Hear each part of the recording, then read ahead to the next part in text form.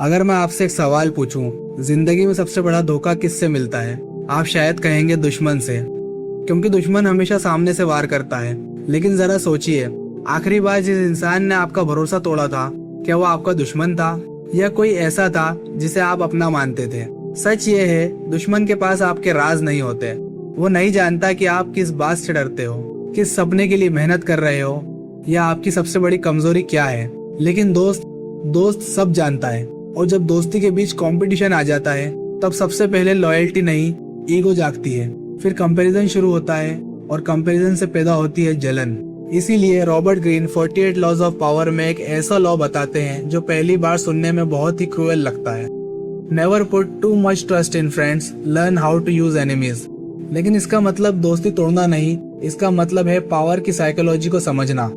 मान लीजिए साल 2026 है और आप अपने कॉलेज के सबसे क्लोज दोस्त के साथ मिलकर एक एआई स्टार्टअप शुरू करते हैं। दोनों ने गैराज से शुरुआत की, रात भर कोडिंग की, क्लाइंट्स के लिए प्रेजेंटेशन बनाई, इन्वेस्टर्स के पीछे भागे और सपना देखा कि एक दिन ये कंपनी $1 बिलियन बनेगी। शुरुआत में सब कुछ परफेक्ट होता है, लेकिन जैसे जैसे स्टार्टअप ग्रो करता है, मीडिया इंटरव्यूज सिर्फ आपके होने लगते हैं, लिंक्डइन पर सिर्फ आप वायरल होने लगते हो, इन्वेस्टर सिर्फ आपसे हाथ मिलाता है। बाहर से सब नॉर्मल दिखता है, लेकिन अंदर ही अंदर कंपैरिजन शुरू हो चुका है। और कंपैरिजन दोस्ती का सबसे खतरनाक जहर है।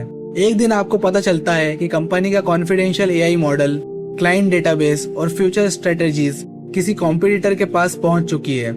इन्वेस्टिगेशन में सामने आता है, लीक बाहर से नहीं, अंदर से हुआ है। और उसी दोस्त ने किया था जिसके साथ आपने ये सपने शुरू किए थे।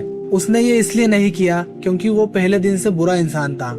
उसने ये इसलिए किया क्योंकि धीरे धीरे उसका ईगो उसकी लॉयल्टी से बड़ा हो गया। चलिए पहले हिस्ट्री की तरफ चलते हैं। 9th सेंचुरी का बाइजेंटिन एम्पायर। एम्परर माइकल का एक बहुत ही करीबी दोस्त था बैसिल।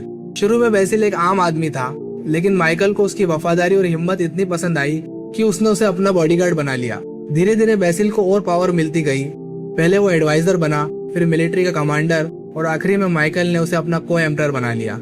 माइकल को पूरा यकीन था कि जिस इंसान को मैंने इतना ऊपर उठाया है, वो कभी मेरे खिलाफ नहीं जा सकता। लेकिन पावर इंसान की नीयत को बदल देती है। जैसे जैसे बैसिल को ताकत बढ़ती गई, उसके एम्बिशन भी बढ़ने लगे।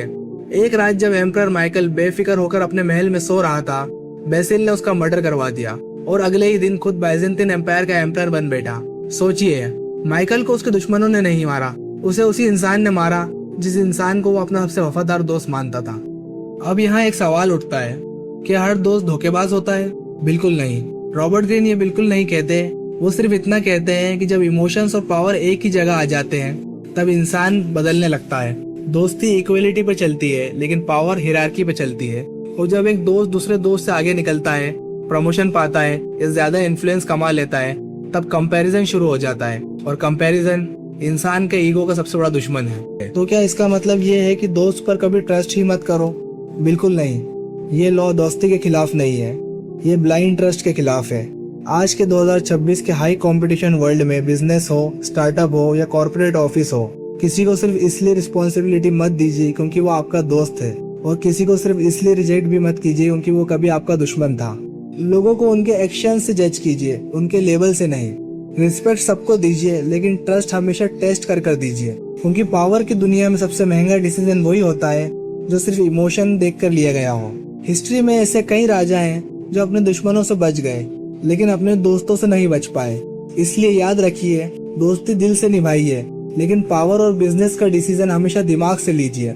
दुश्मन से बचना आसान होता है क्योंकि आप उसे पहचानते हैं। सबसे मुश्किल होता है उस वार से बचना जो मुस्कुराहट के पीछे छुपा हो। और यही है 48 लॉज ऑफ पावर का दूसरा नियम। अगर आज की वीडियो ने आपको कुछ नया पर्सपेक्टिव दिया हो, तो वीडियो को लाइक जरूर कीजिए और द ब्लूप्रिंट लैब को सब्सक्राइब कीजिए, क्योंकि अगले एपिसोड में हम डिकोड करेंगे लॉ नंबर 3।